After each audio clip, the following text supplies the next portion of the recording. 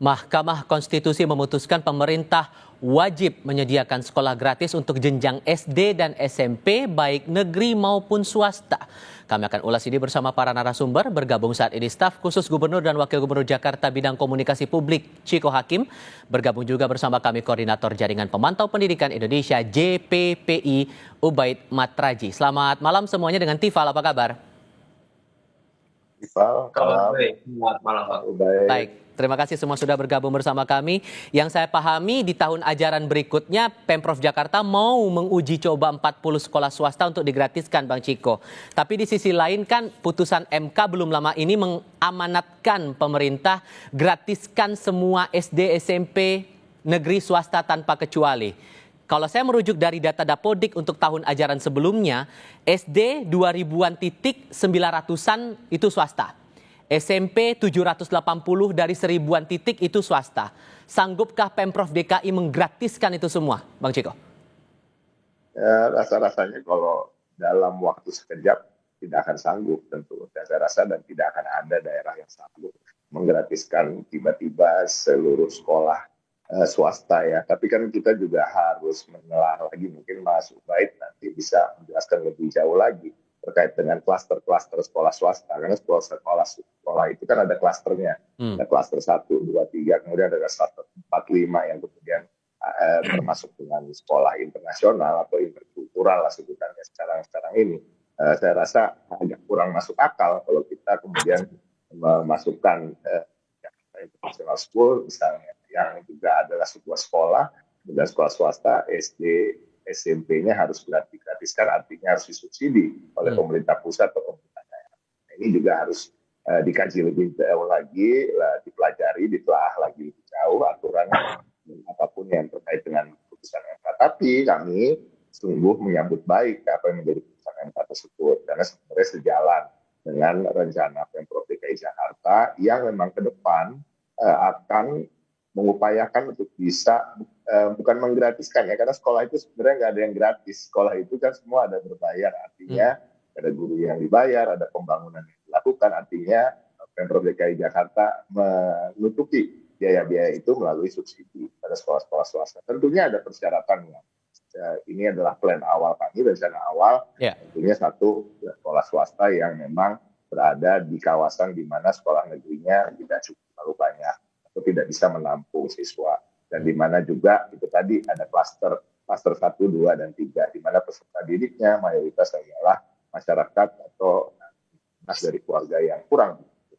Nah, ini yang memang harus diprioritaskan. Namun tentu terkait dengan putusan MK ini kami masih menunggu arahan dari pusat lebih lanjut lagi. Apa sih yang sebenarnya terjemahannya atau interpretasinya dari tadi apa yang disampaikan oleh kita, misalnya, karena memang final dan mengikat, tapi tentunya tadi ada pertimbangan kalau tanpa kecuali. Jadi kan ada kata-kata tanpa kecuali ini dari Tifal. Nah, tapi ada klaster 4 dan 5, kita tahu banyak sekolah-sekolah yang rasa-rasanya agak sulit kalau kemudian harus disubsidi oleh pemerintah pusat.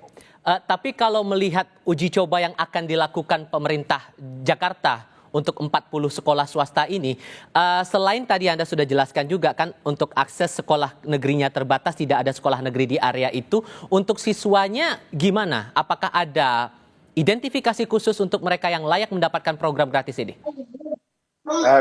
Yang kita akan lakukan sebenarnya sekolah swastanya memang akan kita subsidi secara keseluruhan. Jadi artinya yang bersekolah di sana yang mayoritas dan sesungguhnya adalah peserta didik yang memang kurang mampu. Dan sesungguhnya kalau dari rencana awal dari Pemprov DKI Jakarta itu tidak terbatas hanya pada SD dan SMP, dan SMA dan juga SMK. Kita belajar dari apa sih dari kemarin terkait dengan pemutihan ijazah misalnya. Nah, ini kan terjadi di sekolah-sekolah swasta ya, dan sampai kemarin sudah didata lebih dari 10.000, dan kita insya Allah dalam waktu 1 tahun ini bisa memutihkan 6.000 ijazah. Artinya apa? Banyak sekali ribuan siswa yang sekolah di sekolah swasta memang sesungguhnya tidak mampu untuk membayar apa-apa yang menjadi kewajiban mereka. Artinya penggratisan sekolah swasta ini memang suatu keniscayaan yang harus dilakukan oleh Pemprov, dan alhamdulillah menjadi putusan MK juga. Dan nanti bagaimana kita bisa mengimplementasikannya secara komprehensif secara maksimal. Tentunya ada arahan-arahan yang harus kita tunggu juga dari Nah, pemerintah. tapi sisi lainnya begini juga Mas Ubaid. Kalau kita lihat ada beberapa daerah yang menanggapi putusan MK ini beragam, termasuk yang menjadi indikatornya adalah soal anggaran yang terbatas. Kalau untuk pendidikan menengah atau dasar menengah itu dari total anggaran yang disiapkan 20-an triliun dan itu belum dibagi lagi untuk pengurusan pengelolaan sarana prasarana, infrastruktur yang lain, tenaga pendidikan dan penunjang-penunjang lainnya. Realistis nggak menurut Anda dengan anggaran yang sedemikian penerapan gratis pendidikan SD SMP dilakukan di tahun ajaran berikutnya yang terdekat 2025-2026 ini? Iya, jadi waktu kami bersidang selama 1 tahun 2024, pertanyaan itu yang juga selalu diulang-ulang oleh hakim yang ingin mendengarkan keterangan dari para ahli. Dan ternyata dari ahli-ahli yang dihadirkan oleh hakim di Mahkamah Konstitusi itu mencoba untuk mengotak-atik sumber ya, baik dari APBN maupun APBD. Dan kesimpulannya sebenarnya adalah kemampuan sumber APBN dan APBD kita sebenarnya tidak hanya cukup, tapi lebih dari cukup gitu.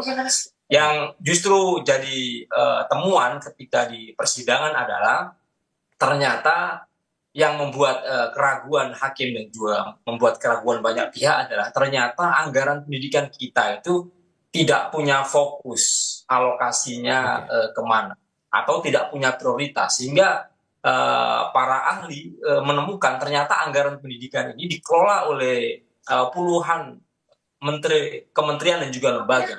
Kami menemukan ada sekitar 24 kementerian dan lembaga yang mengelola dana pendidikan yang tahun lalu misalnya 665 triliun, tahun sekarang 724 triliun. Ya. Nah untuk konteks Jakarta, kami juga setiap tahun berkoordinasi dengan Dinas Pendidikan Jakarta. Sebenarnya Jakarta ini menjadi contoh yang baik sebelum putusan MK itu sudah memulai ya bagaimana melibatkan swasta dalam konteks pembiayaan sehingga peserta didik yang tidak diterima di negeri, mereka bisa memilih juga sekolah swasta. Tetapi Pak Ciko yang ingin kami sampaikan adalah kenapa angkanya itu muncul 40 gitu. Jadi sebenarnya tiga pemohon ya, selain dari JPPI, tiga pemohon itu adalah masyarakat Jakarta yang tahun kemarin di tahun 2023 sebelum kami mendaftar ke MK, mereka itu adalah penerima PIP dan KJP plus gitu. Jadi mereka ini kelompok miskin di Jakarta. Jadi mereka ini daftar di Jakarta melalui jalur zonasi nggak lulus, jalur prestasi nggak lulus, sampai ke afirmasi juga nggak lulus, sampai ke PPDB bersama juga nggak lulus. Sehingga penting untuk mempertimbangkan misalnya 40 sekolah ini, apakah misalnya kalau kita punya prioritas, berapa jumlah masyarakat miskin yang ada di Jakarta ini, apakah bisa tertampung dari calon-calon murid dari kelompok program miskin itu. Secara singkatnya, sehingga ini menurut Anda logis tidak kalau dilakukan sekarang? Sangat logis ya, apalagi misalnya dalam konteks Pak Ciko dengan resource APBD Jakarta yang sangat besar, misalnya kami pernah menghitung soal berapa misalnya di jenjang SMP Jakarta itu hanya mampu menampung 46%.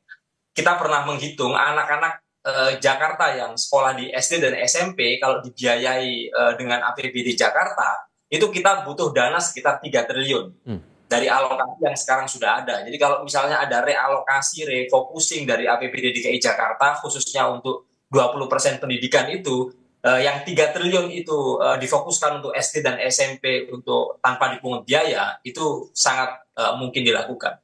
Oke. Singkat saja responnya, Bang Ciko? Ya, saya sepakat kok apa yang disampaikan oleh Mas Ubaid. Tentunya tadi terkait dengan kata-kata 40 sekolah itu kan memang itu yang akan dicobakan di awal, Mas Ubaid. Tapi ke depan, maksud dari plan dari Pemprov DKI Jakarta bahkan sebelum putusan MK adalah dalam 5 tahun pemerintahan Jakarta ke depan yang di bawah pimpinan Pak Pramono Anung dan Pak Rano Karno ini tentunya ingin menggratiskan, membuat anak-anak untuk tidak anak-anak yang tidak mampu, anak-anak yang kurang beruntung tentunya untuk bisa bebas biaya dalam sekolah. Oke. Jadi kalau akan lebih dari 40 rasa-rasanya. Tapi uji coba di awal memang Iya. 40 karena memang ada hal-hal yang terkait dengan anggaran. Dan Mas Ciko, Mas Ubed, terima kasih banyak sudah mau berdiskusi bersama kami malam ini. Sehat selalu semuanya. Selamat malam. terima kasih, Tifa. Selamat malam. Bye.